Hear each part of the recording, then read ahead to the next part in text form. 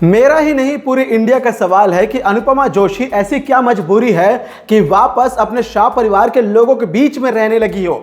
Leap आ गया है, नई कहानी आ चुकी है, नया अंदाज आ गया है, तुम्हारा साल बीत गए, उम्र ढल चुकी है। अरे जिंदगी में कुछ नए मकसद है, फिर से आध्या को ढूंढे। अनुज कहाँ है? लापता है। अनुज के बारे में कुछ नहीं पता है। अपने बिजनेस को खड़ा करना है, अपने वर्चस्व को कायम रखना है, अपने अस्तित्व को पाना है, अपने जिंदगी के सपने को पूरा करना है। ये सारी चीजों के होने के बाद भी अनुपमा बताइए कि क्या ऐसी मजबूरी है कि आप वापस इसी शाह परिवार में स्टक पड़ चुकी है। भाई ये क्या कोई चिंगम है दीवार की जिस पे बाल चिपक गया तो बाल को सीधे काटने ही पड़ेंगे तब तक नहीं निकलोगे? क्या ऐसा कोई सीन है क्या अनुपमा जोशी जी आपके? मेरे को समझ में नहीं आता। ये लिटरली बात है कि भाई आज जो राजन शाही प्रोड्यूसर जो मेकर्स है ना, वो क्या दिखाना चाहते हैं कि एक जो औरत है वो जिंदगी में सिर्फ लड़ते रहेगी, उसे खुश रहने का अधिकार नहीं है, सिर्फ और सिर्फ परिवारों में उलझ के रहेगी। क्या उसकी खुद की जिंदगी नहीं है? ऐसा कुछ दिखाना चाहते हैं या असल में क्या दिखाना चाहते हैं? आइए जानते हैं दोस्तों असली कहानी क्या है और अनुपमा की क्या ऐसी मजबूरी है जिसके चलते हुए आज भी वो यहीं पे फंसी हुई है, वापस कृष्ण कुंज में आ गई है।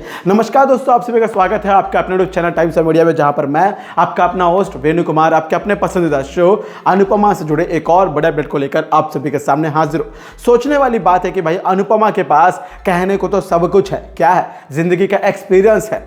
लात खाए उसने कितने लोगों से, चोट खाई है। लात मतलब भाई वो वाला लात नहीं, जिंदगी के लात जिन्होंने धोखा दिया है। भाई डॉली ने, डिम्पी ने, भाई डिम्पी तो जाते जाते आध्या के ऊपर इतना बड़ा आरोप लगा के गई, खुद तो मरी है और साथ में पूरे आशा भवन के शाह परिवार के लोगों को तोड़ के गई है। भले ही वो अच्छी बात है कि लीप आने के बाद अनुपमा वापस अपने शाह परिवार के लोगों के साथ रही है, उस शाह परिवार के साथ जिसके साथ अनुपमा का कोई रिश्ता नहीं है। अनुपमा इस घर की बहू भी नहीं है, तोशु बेटा है। भाई बापूजी अनुपमा को बेटी मानते हैं, लेकिन फिर भी कोई भी अनुपमा का सगा अपना नहीं है दिल तन मन धन से। तो फिर भला किंजल भी सीधे मुंह बात नहीं कर रही है, पाखी यानी स्वीटी आज भी नहीं बदली है। भाई कुल मिला के बा के ताने आज भी कम नहीं हुए हैं। तो फिर भला अनुपमा ऐसी क्या मजबूरी है कि फिर से शाह परिवार के इसी कृष्ण कुंज में वापस पधारी हो?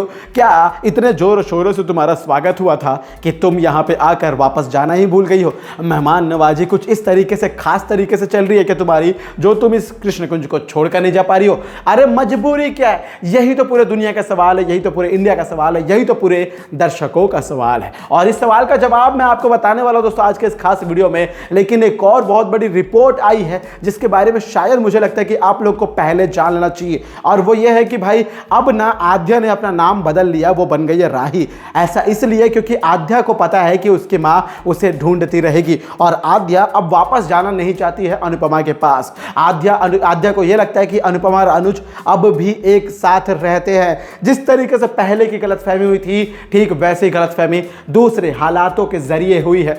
कहानी वही है, हालात बदल गए हैं। शख्स वही है, हालात बदल गए। कहानी में किरदार वही है, हालात बदल गए। और यही वो हालात है जो जिंदगी में पूरी तरीके से अनुपमा को वापस पीछे धकेल रहे। अरे अनुपमा 10 साल 20 साल जितने भी लीप आया आगे बढ़ रही है, जिंदगी में तरक्की कर रही है। अनु की रसोई को एक ब्रांड बना रही है, इन्वेस्टर्स खोज रही है बार बार और भी बड़ा ब्रांड बनाने की, और भी लोगों तक पहुंचने की। लेकिन अनुपमा आज भी जूझ रही है, आज भी संघर्ष कर रही है। यानी कुल मिला के सोचा जाना है भाई, बहुत ही बड़ी बात है कि भाई अनुपमा सफल नहीं हो पाई है, ना जिंदगी में, ना रिश्तों में, ना अपनों में, ना ही सपनों में। यानी कुल मिला के अनुपमा आज भी एक फेलियर ही है। ये मैं नहीं कह रहा दोस्तों, ये बात खुद अनुपमा ने अपने आप से कही है और अनुपमा ने कह भी दिया है और अनुपमा एक्सपीरियंस कर भी रही, यानी अनुपमा ने कहा भी है और सहा भी है। क्या बात है भाई, ऐसा लग रहा है कि आज तो मैं फुल रिदम मोड में हूं और एक नए लेवल पर लेकर जा रहा हूं अपने स्क्रिप्टिंग को, ऐसा भी मुझे लगता है। लेकिन सोचने वाली बात है कि भाई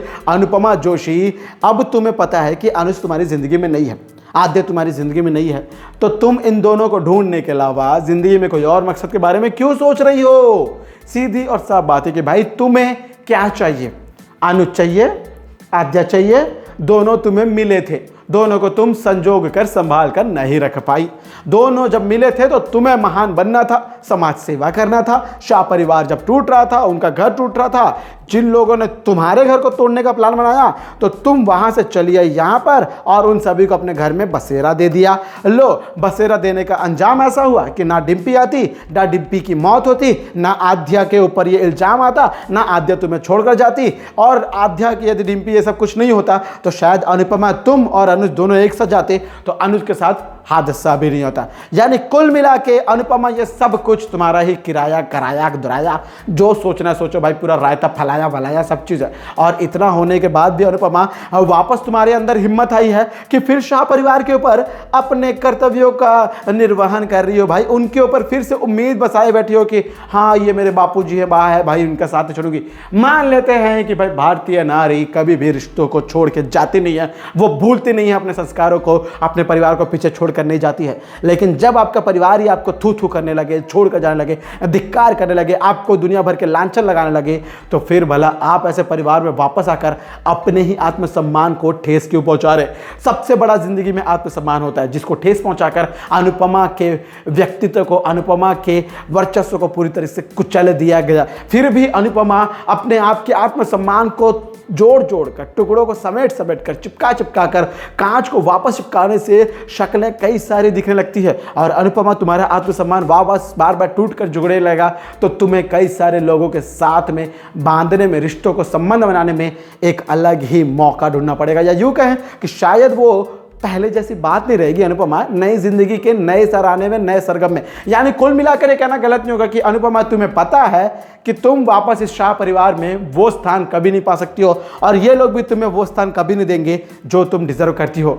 तो मेरा ये कहना है कि तुम अपना समय व्यर्थ क्यों कर रही हो, एफर्ट क्यों व्यर्थ कर रही हो, जिंदगी के खास लम्हों को, खास उम्र के खास पड़ाव को क्यों इनके पीछे व्यर्थ कर रही हो, यही सबसे बड़ा सवाल है। और इसीलिए क्योंकि अनुपमा के पास मजबूरी है, अनुपमा के पास ना अनुज है ना आध्या, तो ऐसे में अनुपमा बापूजी अपने परिवार के बीच में रहकर अपने अकेलेपन से लड़ रही है। ये है वो असली मजबूरी। क्योंकि इंसान ना दोस्तों सब चीज़ों से लड़ सकता है। इंसान गरीबी से लड़ सकता है, इंसान दुश्मनों से लड़ सकता है, इंसान तलवार की चोक पर, नोक पर अपना गला कटा सब चीज़ कर सकता है, लेकिन इंसान अकेलेपन से नहीं लड़ सकता है। जो इंसान अकेला पड़ जाता है ना, वो मानो कहीं खो जाता है। और अनुपमा भी कहीं खो ना जाए, अनुपमा खुद में खो ना जाए, इसीलिए अनुपमा इस शाह परिवार के छत्र छाया में यहीं पर कृषि कुंज में अपने जीवन को आगे बढ़ा रही है। दोस्तों ये थी आज आपके पसंदीदा शो अनुपमा जुड़े एक और बड़ी अपडेट। उम्मीद करूंगा आप लोग को वीडियो अच्छी लगे। बेशक वीडियो अच्छी लगे, वीडियो को लाइक करें, शेयर करें और सब्सक्राइब करें दोस्तों आपके अपने YouTube channel times of media को, ताकि आप अपने पसंदीदा शो अनुपमा से जुड़े सारे अपडेट को सबसे पहले पा सके।